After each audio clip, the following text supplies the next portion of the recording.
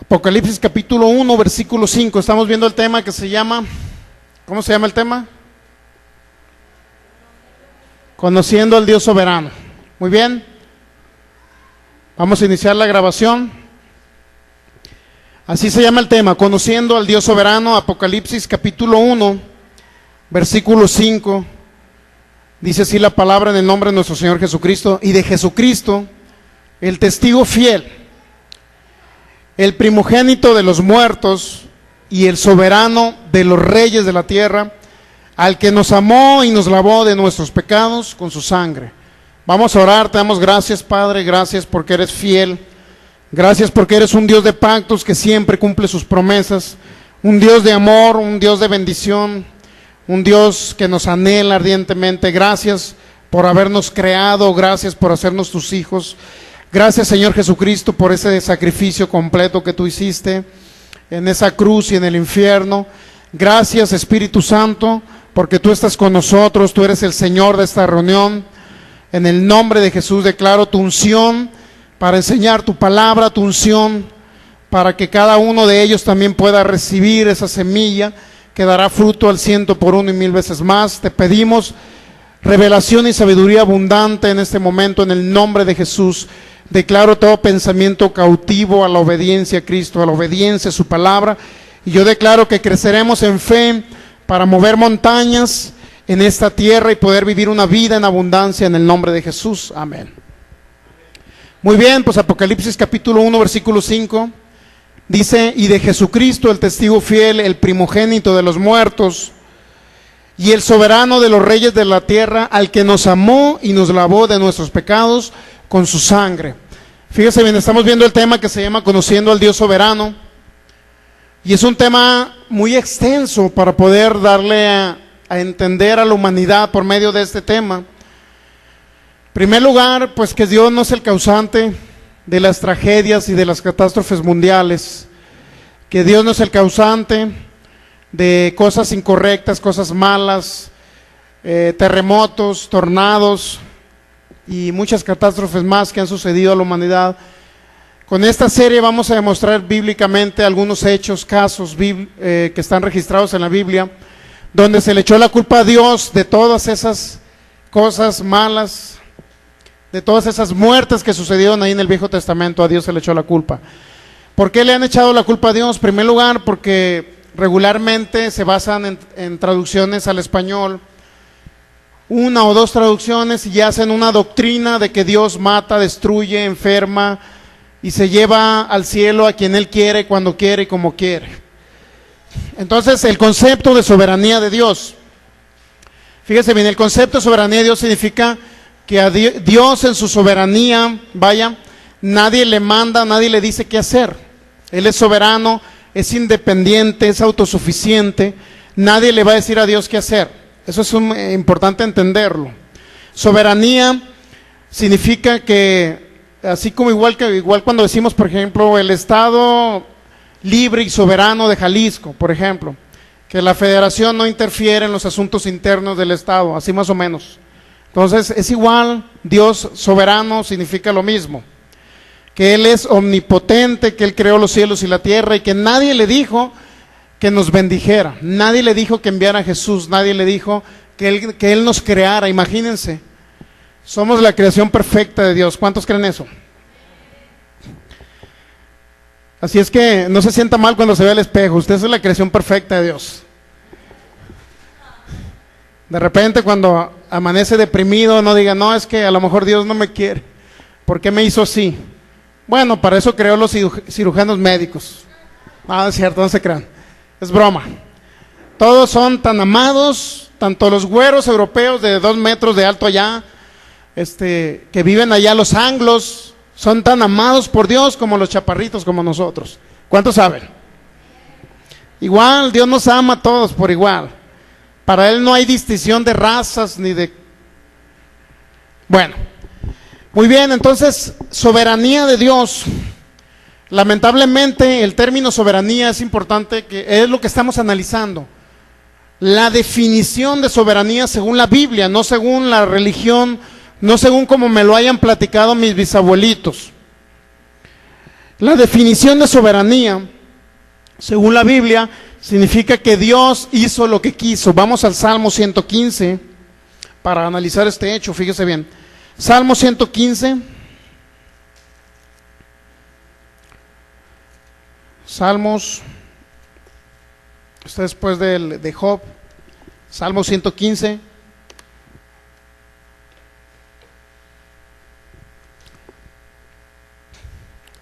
Versículo 3. Dice así: nuestro Dios está en los cielos. Y luego dice: todo lo que quiso ha hecho. Fíjese bien, eso significa soberanía. Todo lo que quiso Dios, eso lo ha hecho.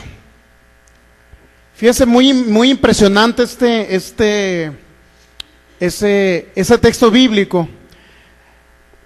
Dice: nuestro Dios está en los cielos. Pero además dice: todo lo que quiso ha hecho Dios. Todo lo que quiso ha hecho. Lamentablemente o desafortunadamente se ha creído que como Dios todo lo que quiso hacer, Él lo hizo. Eso significa, erróneamente dicen unos, que significa que Dios hace lo que quiere. Por ejemplo, mire, si Dios hizo los cielos, la tierra, Dios hizo los árboles para que comiéramos de ellos, Dios hizo también los animalitos para que comiéramos de ellos, Dios nos proveyó de grandes cosas en la tierra, fruto de los árboles, los peces del mar, las aves de los cielos, y todo ello Dios nos los dio. ¿Para qué? Para bendecir al ser humano. Pero no nada más eso, sino que este hombre llamado Adán pecó, y la autoridad que Dios le dio a Adán, Él se la entregó a Satanás. Génesis 3:17 o 3:16, por ahí viene. Lucas capítulo 4.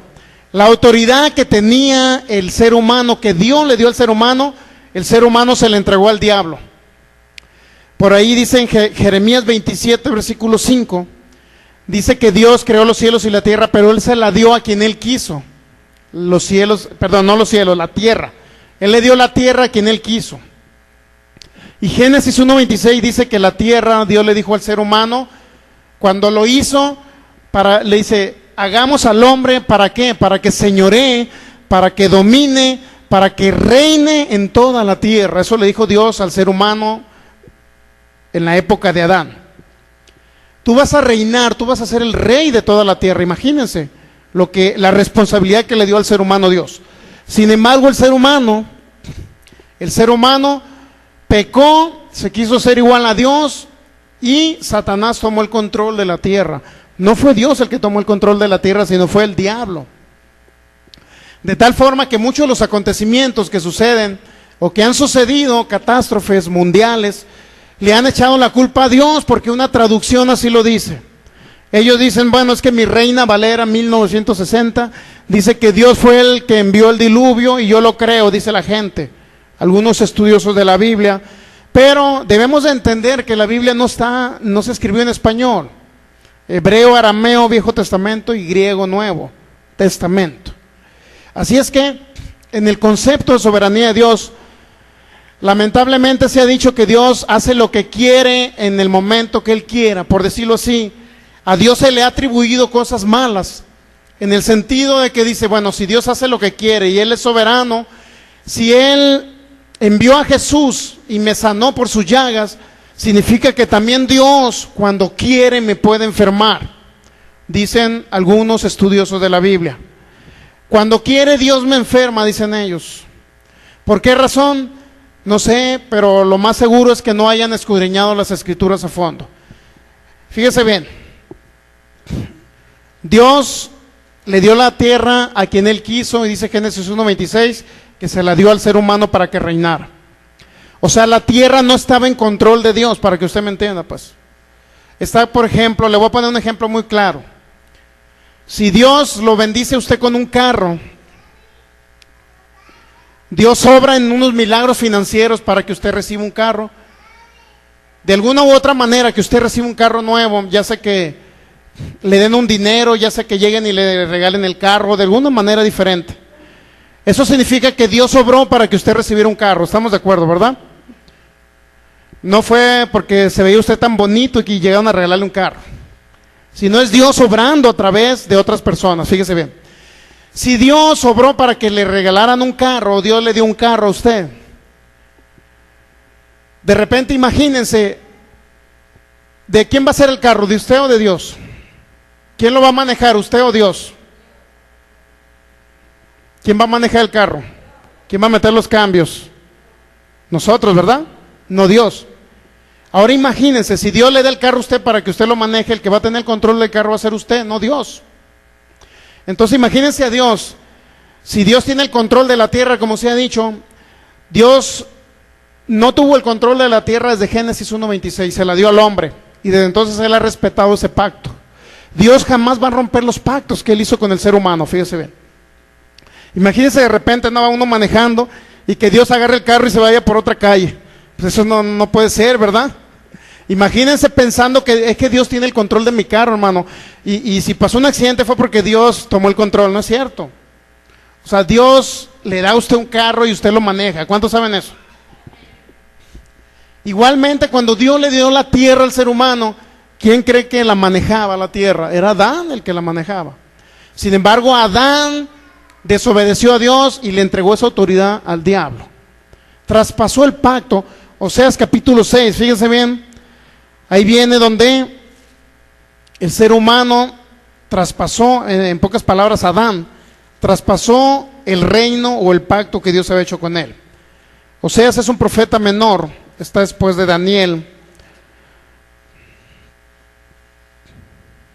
Oseas capítulo 6, versículo 7, hablando del pueblo de Israel, Dios menciona a este hombre llamado Adán.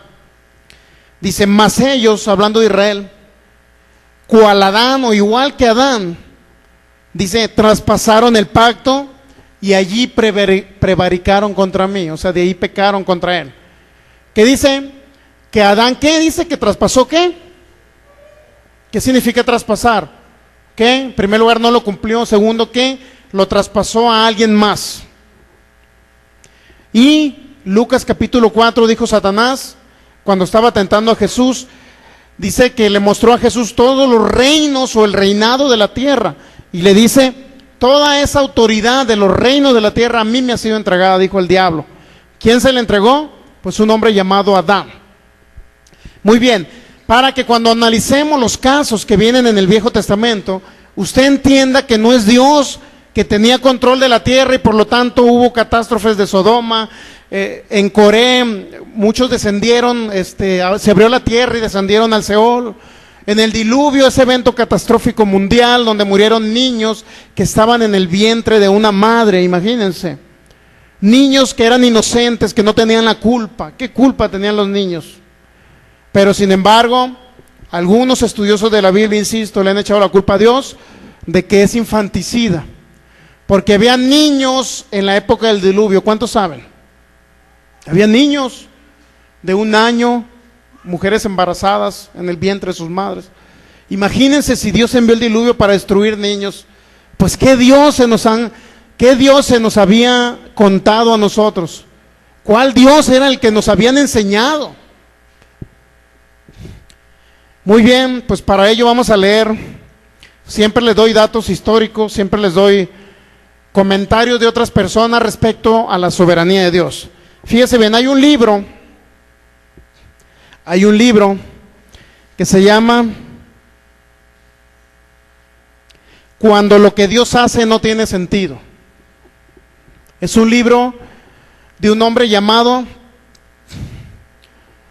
Dr. James Dobson, consejero familiar. Él aconseja a las familias que están destruidas, a los matrimonios que están a punto de divorciarse. Dr. James Dobson, que vive pues allá en Estados Unidos.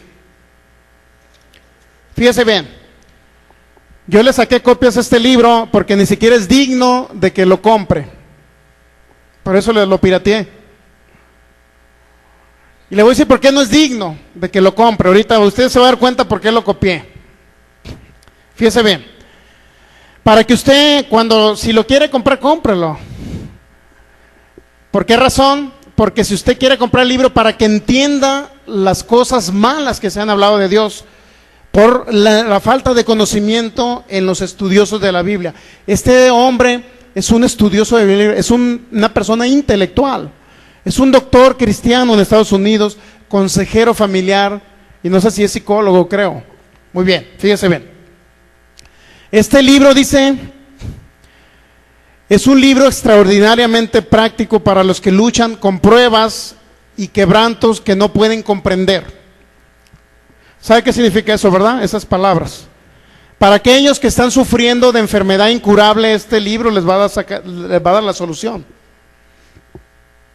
Dice este hombre, James Dobson, porque la enfermedad, el divorcio, el rechazo, la muerte o la tristeza han de llegar a nuestra vida cuando estamos tratando de servir al Señor.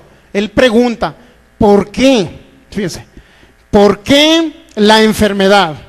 ¿Por qué el divorcio? ¿Por qué el rechazo? ¿Por qué la muerte o la tristeza llegan cuando usted es un hijo de Dios y está tratando de servirle a Dios? ¿Por qué llegan? Pregunta él. Dice, este libro trata sin rodeos con la cuestión más inquietante de la vida, el temible ¿por qué? ¿Cuántos han escuchado a las personas? ¿Por qué, Dios mío, te llevaste a mi hijo de 5 años? Por allá en Los Mochis una historia de una persona, de un hijo de Dios que amaba a Dios, que casi se la llevaba todos los días orando, adorando a Dios. Un hombre que trabajaba para un periódico que se llama El Misionero.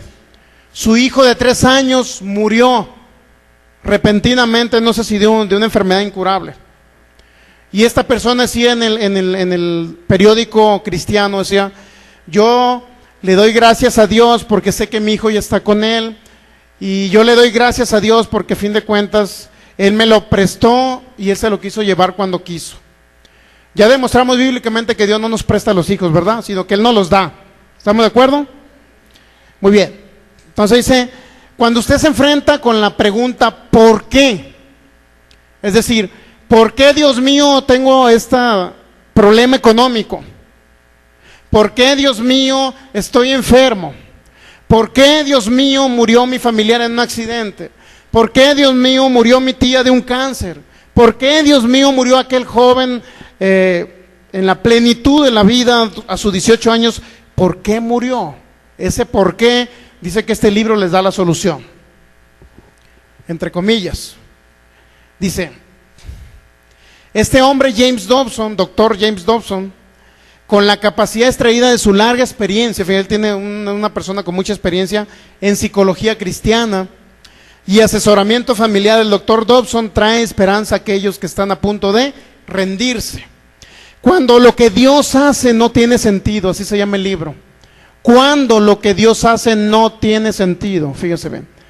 O sea, lo que quiere decir él, que si Dios envió un terremoto a Haití, él dice, bueno, eso que hizo Dios a veces no entendemos por qué lo hizo. Eso es lo que quiere decir el libro este. Dice que les ayuda también a los creyentes a evitar la barrera de la traición. Fíjese, a evitar la barrera de la traición significa que cuando Dios mató a un familiar de usted, usted no se sienta traicionado por Dios. Sabemos que Dios no mata, ¿verdad? Pero Él eso le quiere dar a entender, que cuando se murió alguien a corta edad, un hermano, un hijo, es porque usted no se debe sentir traicionado por Dios. Dice que este libro le va a ayudar, vamos a ver si le va a ayudar. Luego, que usted tenga la sensación de que Dios no lo ha abandonado en medio de las tempestades de la vida. Esta obra, dice, ahonda el tema del sufrimiento con sensibilidad, compasión y discernimiento. El doctor Dobson trata con las profundas luchas emocionales que tenemos en nuestra relación con Dios cuando golpean el dolor y el sufrimiento. Ahora fíjese bien, esta es la historia, el intro del libro,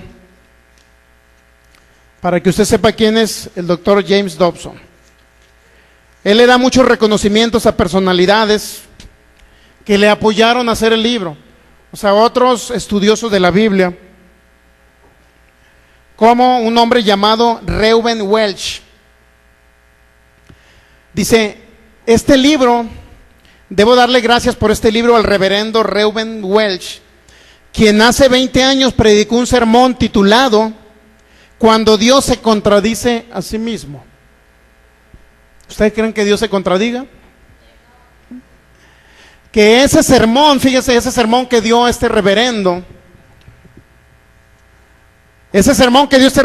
cuando Dios se contradice a sí mismo, le sirvió a él de inspiración para hacer el libro que se llama Cuando lo que Dios hace no tiene sentido. Le sirvió de inspiración. Dice este hombre llamado James Dobson,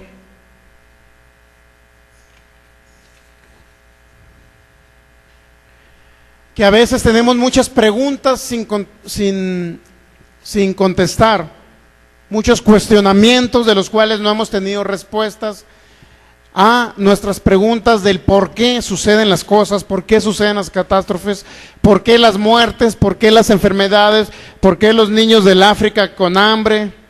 Ya se parece a Ricardo Arjona, ¿verdad? Fíjese bien. Le voy a contar la historia que este hombre narró aquí en este libro.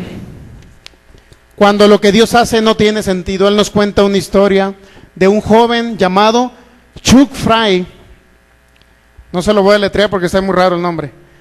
Dice, era un joven, él comienza con este libro en su primer capítulo, dice, Chuck Fry era un joven muy inteligente de 17 años. Poseía altos dotes intelectuales y un nivel sumamente alto de motivación. Después de graduarse, este hombre llamado Chuck, después de graduarse de secundaria con los grados más altos de su clase, entró a la universidad donde continuó sobresaliendo en sus estudios. Dice, a pesar de las probabilidades para entrar a la universidad, que eran muy pocas, Chuck fue aceptado en la Facultad de Medicina de la Universidad de Arizona. Este es un hecho real, son hechos reales. Y comenzó sus estudios en el mes de septiembre. Durante el primer trimestre, Chuck pensó mucho en el llamamiento que Dios estaba haciéndole. Empezó a tener el convencimiento de que debía renunciar a dedicarse a ejercer la medicina de alta tecnología en un ambiente lucrativo con el fin de prestar servicios en el extranjero. Fíjense, este joven era un estudiante cristiano que amaba a Dios. Esa historia nos la cuenta este hombre en su libro. Era un estudiante que amaba a Dios y su anhelo principal, fíjense, no era irse a los hospitales caros de Estados Unidos, donde una operación le salía a lo mejor, no sé si $40,000, $50,000 una operación. Él no deseaba ser una persona especialista. ¿Por qué razón? Porque él no quería ir a los lugares caros donde él ganara mucho dinero, sino al contrario. Este joven tenía el pensamiento de irse a los países subdesarrollados y ayudar a la gente pobre. Irse de misionero como cristiano, predicarles el evangelio y también ayudarles en su labor de médico. Era un joven noble que amaba a Dios. Muy bien, dice, finalmente ese llegó a ser su plan para el futuro de este joven Chuck. Sin embargo, hacia el final de su primer año de entrenamiento, Chuck comenzó a sentirse enfermo. Fíjense, se enfermó. Empezó a sentir una fatiga muy extraña y persistente. Hizo una cita para un examen médico en mayo y muy pronto le habían diagnosticado que padecía de leucemia aguda. Imagínense un joven creyente que amaba a Dios, que sus planes a futuro eran ¿qué? Irse a un lugar, un país pobre, para ayudar a los pobres con su función de médico. Bueno, de tal manera que padecía leucemia aguda, le diagnosticaron después de su primer año de estudio en la universidad.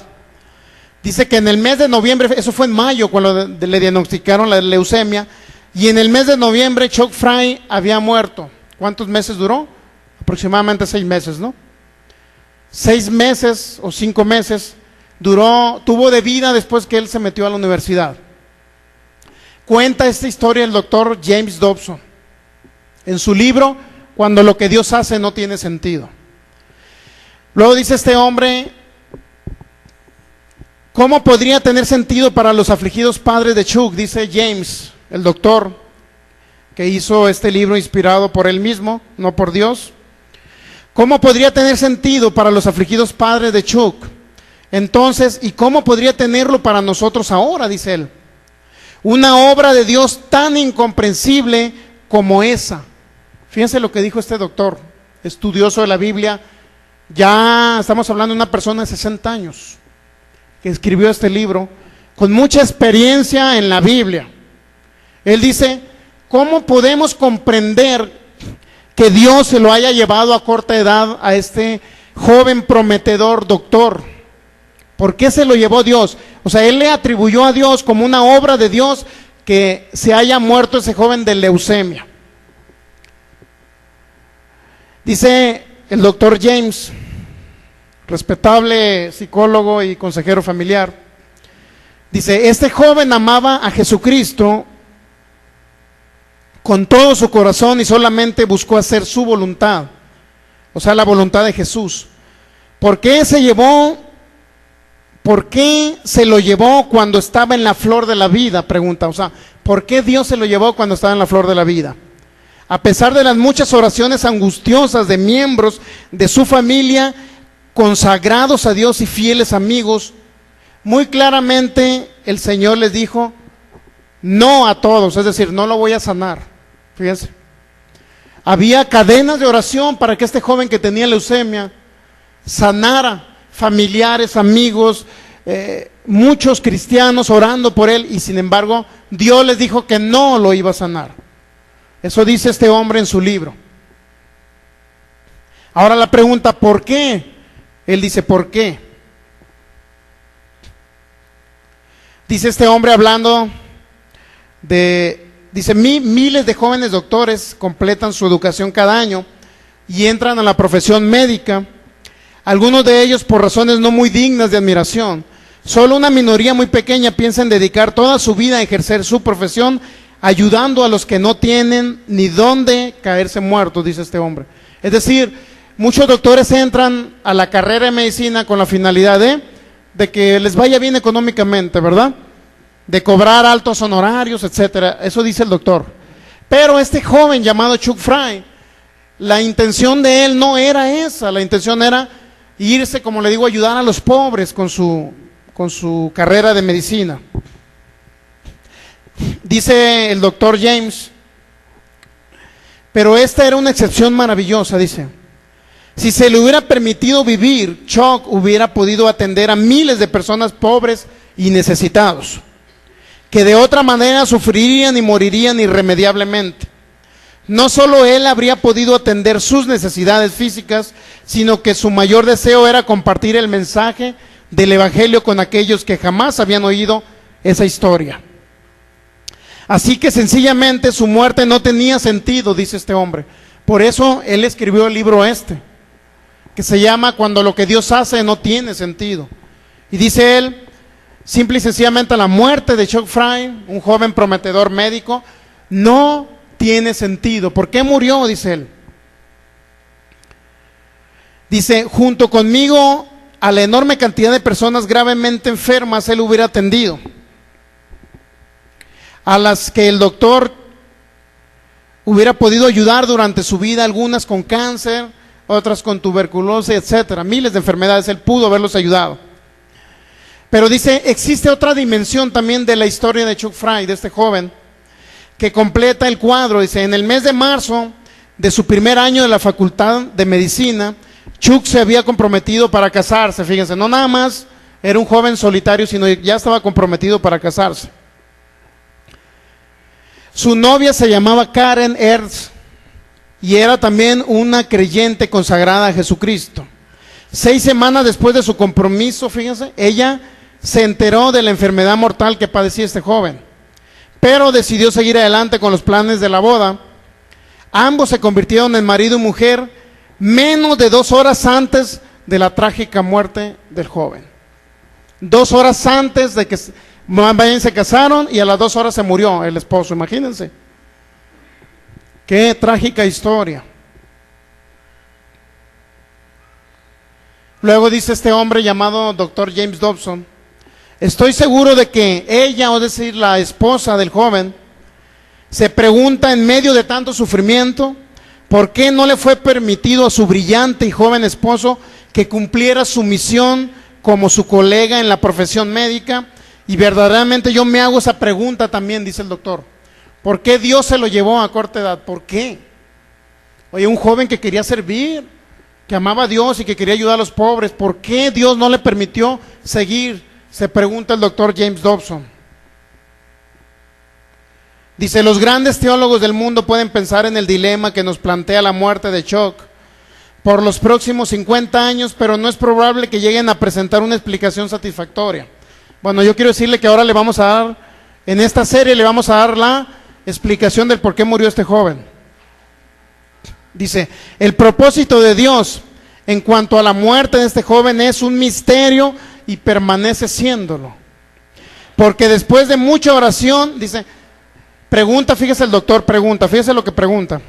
¿Por qué después de mucha oración se le permitió a Chuck que entrara a la facultad de medicina si no iba a poder vivir hasta completar su educación profesional?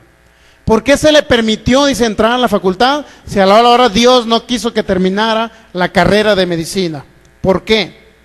Luego dice, ¿de dónde, dice el doctor, pregunta, ¿de dónde vino el llamamiento?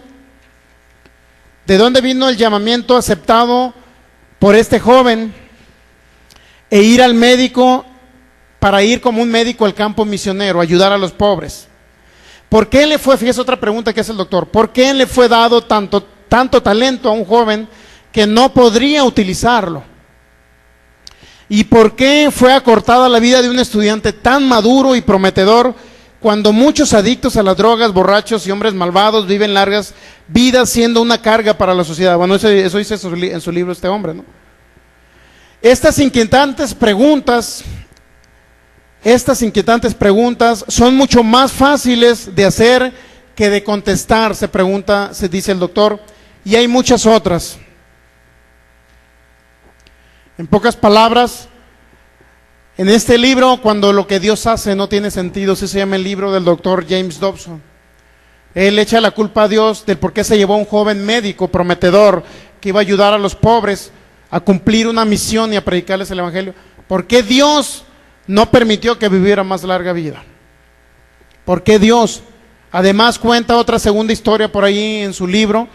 Dice que tenía 3 amigos que sufrieron un avionazo por ahí, se estrellaron y murieron los 3. La noche anterior él estuvo con ellos y dice, ¿por qué Dios permitió que se murieran mis amigos? Si yo estudiaba con ellos la Biblia, nos reuníamos 2 o 3 veces por semana, nos tomábamos un cafecito y platicábamos de las cosas de Dios. Éramos unos estudiosos de la Biblia. ¿Por qué Dios hizo eso? Muy bien, esta serie precisamente es para darle respuestas. En primer lugar, a la humanidad, y segundo, pues para que este doctor entienda que no es Dios el causante de que alguien muera a corta edad, no es Dios el causante de acortar carreras de estudio, no es Dios el que acorta la vida de la gente. ¿Estamos de acuerdo en eso, verdad? Este hombre obviamente era calvinista, obviamente él creía que si sucedía algo en la tierra era porque Dios tenía el control de la tierra. Por eso él escribió este libro. Dice que se fue por allá a una casa a las montañas, por allá, no recuerdo en qué ciudad en Estados Unidos. Se metió allá, no sé si varios meses haciendo este libro, y unos amigos le prestaron la casa para que tuviera un bello paisaje y ser inspirado para escribir este libro. Desafortunadamente ese libro no fue inspirado por Dios, porque Dios no puede escribir, fíjese, imagínese, de repente, suponiendo que Dios me inspire un libro a mí, ¿no? De repente, ahí viene Dios, ¿no? Me inspira el libro. Y de repente ya voy a empezar a escribir, es que Dios mató a mi amigo fulano de tal. Imagínense, ¿ustedes creen que Dios va a inspirar ese libro? Que el mismo Dios, él mismo se esté, como dicen allá en Sinaloa, echando leña. Él mismo se está echando la culpa de lo que le sucede a la humanidad. Muy bien, vamos a Romanos capítulo. Vamos a seguir viendo más historias de este libro para que usted entienda que no toda la literatura es buena. Así es que fíjese bien los libros que va a comprar. Yo le recomiendo muchos libros de T.L. Osborne, de Charles Capps, de estos hombres que por lo regular hay muchos libros aquí en las librerías cristianas. Romanos capítulo 3, versículo 4, dice así: